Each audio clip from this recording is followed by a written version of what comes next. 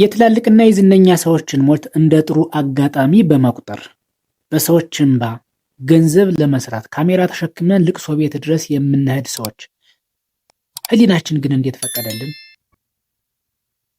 ነገ መከራ የእኛን ቤት ማንኳኳቱ ላይቀር ዛሬ ሲያለቅሱ ሰው እንደቀረጽን ሁሉ ነገ እኛም አለቃሾች መሆናችን ህሊናችን እያወቀው እንዴት በሰዎች እንባ ገንዘብ ለመስራት ያን ሁሉ ርቀት መጓዝ ፈለግን?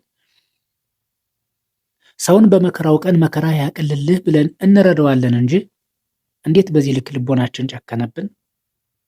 እንዴት ሰው እያለቀሰኛ ካሜራ ከፊቱ ላይ ደቅነን ለመቅረጽ ልቦናችን ፈቀደልን? ይህ በፍጹም መገታት ያለበት መንገድ ነው፣ መገታት ያለበት ልምድ ነው። ስለዚህ በተቻለ መጠን በመከራው ቀን ሰውን እናግዘዋለን፣ እንረዳዋለን እንጂ ከፊቱ ካሜራ ደቅነን እንዳያለቅስና ሐዘኑን እንዳይወጣ እንዴት እንቅፋት እንሆናለን? ወገን እንረጋጋ። በፍጹም እየሄድንበት ያለው መንገድ ልክ አይደለም። ይህ የባህላችንም የሴታችንም ውጤት አይደለም። አባቶቻችን እንደዚህ አይነት ባህልን ወግን አላቆዩንም። እኛ የአባቶቻችን ልጆች ነን። እንዲህም ስንል በምክንያት ነው። የተቸገረን ሰው በማገዝ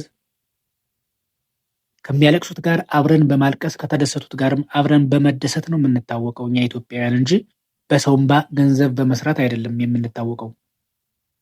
እንዴት የሟች ወገኖች ካሜራ ይዛችሁ ልቅሶ ቤታችን እንዳትደርሱ ብለው ማስታወቂያ እስኪያስነግሩ ድረስ ይህን ያህል ገፋንበት?